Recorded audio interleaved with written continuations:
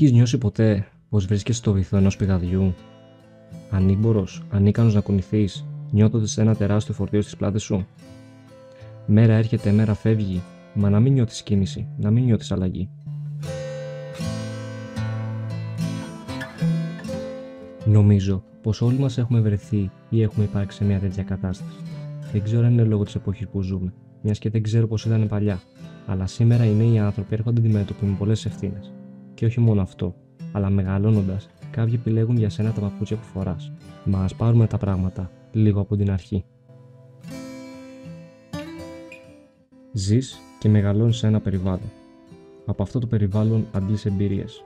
Βλέπεις συμπεριφορές, ακούς μεγαλύτερους σου να εκφράζονται. Και εσύ, σαν παιδί που είσαι ένα σφουγγάρι, αφομοιώνεις όλα αυτά τα ερεθίσματα. Πιστεύω πως δεν είναι λίγες οι φορές που σου έχουν πει κάποιοι τι θα ήταν προτιμότερο να κάνεις στη ζωή σου ή τι θα ήταν πιο καλό για εσένα. Και εσύ, σαν μικρό σφουγγαράκι, ακούς και αποθηκεύεις αυτές τις πληροφορίες, μιας και αυτοί οι κάποιοι είναι μεγαλύτεροι από εσένα και έχουν ζήσει και ξέρουν περισσότερα.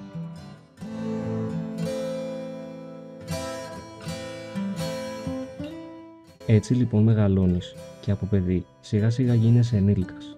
Έρχεσαι όλο και πιο κοντά αντιμέτωπος με τον κόσμο και ξαφνικά ξεκινάνε οι ευθύνες. Πρέπει κάτι να διαλέξεις να κάνεις στη ζωή σου. Ένα επάγγελμα. Μεγαλώνεις και οι άνθρωποι που σε στηρίζουν οικονομικά δεν θα είναι για πάντα εκεί.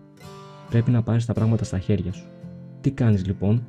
Ανατρέχεις στους σπόρους του σφουγγαριού σου και ψάχνεις να βρεις τη λύση.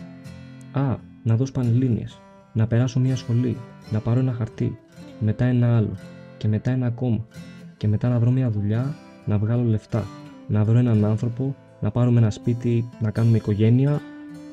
Νομίζω δεν χρειάζεται να συνεχίσω. Πιστεύω καταλάβατε.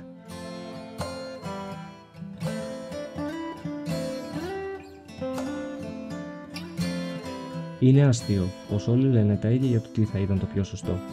Μα για μισό λεπτό. Ξέρουμε πως ο κάθε άνθρωπος είναι μοναδικά διαφορετικός. Πώς γίνεται να λέμε την ίδια καραμέλα ή το ίδιο μονότονο κλασικό ποιηματάκι για το τι είναι το σωστό ή το καλό για τον καθένα? Μα τώρα θα μου πείτε, έχεις δει λίγο την πραγματικότητα?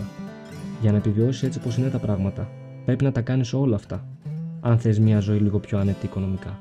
Και η πικρή αλήθεια είναι πως αυτό ισχύει. Και εκεί ξεκινάνε τα προβλήματα.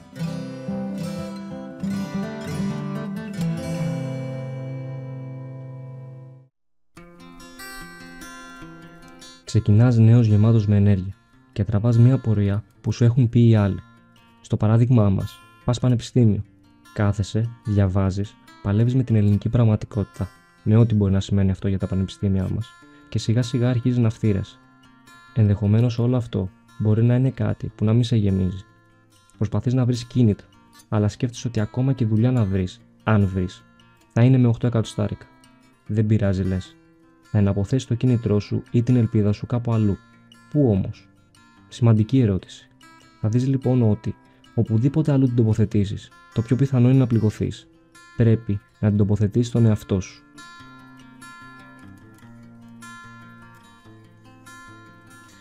Μα για να κάνεις κάτι τέτοιο, απαιτεί πολύ σκληρή δουλειά. Διότι πρέπει να στραγγίξεις ό,τι ζουμί έχει μέσα το σφουγγάρι σου και να ξεκινήσεις από την αρχή να απορροφάς ερεθίσματα. Αυτή τη φορά, αυτά που θα θες να επιλέξεις.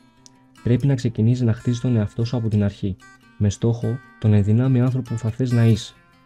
Θα περάσουν πολλές μέρες, νύχτες, που θα αναρωτιέσαι και θα σκέφτεσαι μόνος. Μα έτσι θα δεις ότι θα έρθεις πιο κοντά σε σένα. Τώρα οι επιλογές σου θα αποκτήσουν ένα νόημα. Θα βρεις έτσι το κίνητρο και τη σπίθα που σου έλειπαν, γιατί ακριβώς ξέρεις τι θες και ποιος είσαι. Για να γίνει όμως αυτή η αλλαγή, θα πρέπει να περάσεις από αυτό το σημείο καμπής. Θα πρέπει να απογοητευτείς, να πληγωθείς, να μείνεις μόνος, να αποτύχεις. Είναι ίσως το πιο σημαντικό. Εκεί που τα όνειρά σου και η ελπίδα σου έχουν σβήσει, επειδή απέτυχες να περάσεις το μάθημα. Επειδή ο άνθρωπος που αγαπούσες τόσο πολύ σε άφησε. Εκεί που μπορεί να χάσεις το όποιο δικό σου μαξιλάρι είχες για στήριγμα και έπεσες στο βυθό. Εκεί που από πάνω σου έχεις να σε βαραίνουν τόσα συναισθήματα που είσαι ανίκανος να κατανοήσεις. Εκεί είναι που πρέπει να πιστέψεις σε σένα, στον εαυτό σου, στη δύναμή σου.